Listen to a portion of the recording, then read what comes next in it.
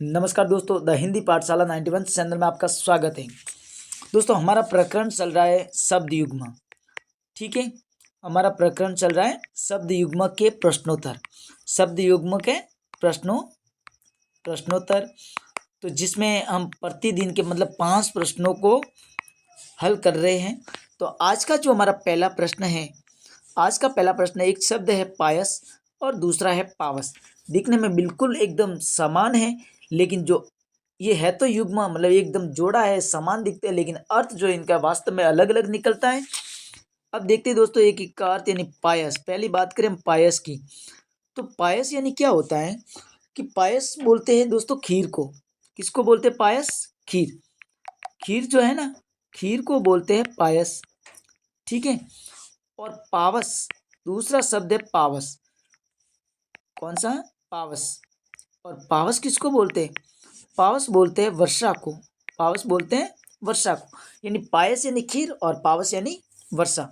तो सही आंसर हमारा कौन सा हुआ? ब जो है वो हमारा बिल्कुल सही उत्तर होगा। अब इसी प्रकार से अगला प्रश्न देखते हैं। अब देखो प्रश्न नंबर 2। प्रश्न नंबर 2 है गत और गति। ये दो युग्म है, एक जोड़ा है गत। ठीक है, एक तो क्या है गत, एक शब्द है हमारा गत, और जो दूसरा है वो है गति। यानी गत और गति दिखने में बिल्कुल समान है, लेकिन अर्थ बिल्कुल ही इनका अलग अलग निकलता है। दोस्तों, गत बोलते हैं किसको? गत बोलते हैं गया को। यानी कोई गया, गत गया हुआ समय कह सकते हो आप, गत बीता हुआ कह सकते हो गत। और गति का सबको पता है, गति यानी क्या होती है? चाल। चाल यानी चलना। ठीक है, ये क्रिया है चाल शब्द। तो गया और चाल किसमें है ये दोस्तों? गया गया गया और चाल, ये स जो है वो बिल्कुल ही सही उत्तर है। और इसी प्रकार से अगला प्रश्न देखते हैं। प्रश्न नंबर 3। प्रश्न नंबर 3 है, एक तो है नारी और दूसरा है नाड़ी।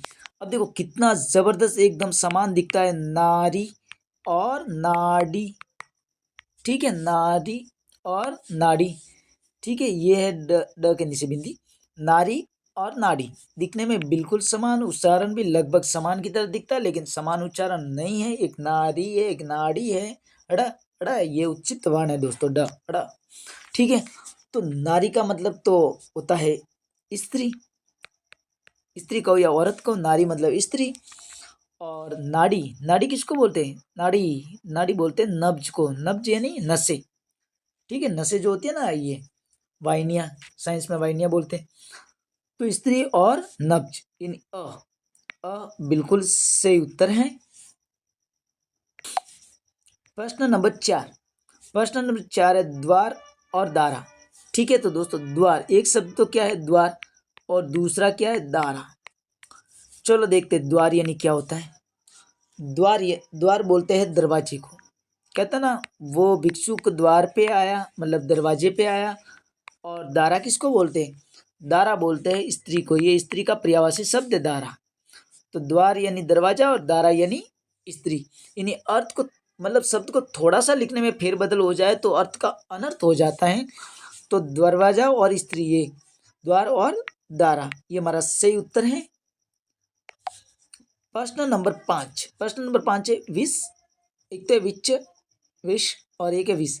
ये जो युग्म है बहुत ही मजेदार है दोस्तों। देखिए, एक में तो मूर्धन्य च है। क्या है? मूर्धन्य च। और दूसरे में दंत्य स। ठीक है, अब दोनों ही पढ़ने में भी आजकल सब ऐसे ही बोलते हैं विष, लेकिन ये है विष और ये है विष। और विष का मतलब होता है दोस्तों जहर। क्या होता है? जहर। और विष का मतलब क्या होता है फिर बताइए दोस्तों? वी और दंत्य स। विष जो है वो बोलते कमल, कमल की डंडी को। किसको बोलते हैं विष? कमल की डंडी। कमल की डंडी, कमल की डंडी को बोलते हैं विष, और जहर को बोलते हैं विष। तो जहर और कमल की डंडी यानी जो है ये बिल्कुल सही आंसर है। तो दोस्तों, आज की क्लास को हम यहीं पर विराम देते हैं। दोस्तों, हमारी वीडियो कैसी लगी आप हमें कमेंट करके ज़रूर बताएं, और हमारी वीडियो को लाइक करें, ज़्यादा से ज़्यादा शेयर करें। और अगर आप हमारे चैनल पर नए हैं तो हमारे चैनल को सब्सक्राइब जरूर करें। धन्यवाद।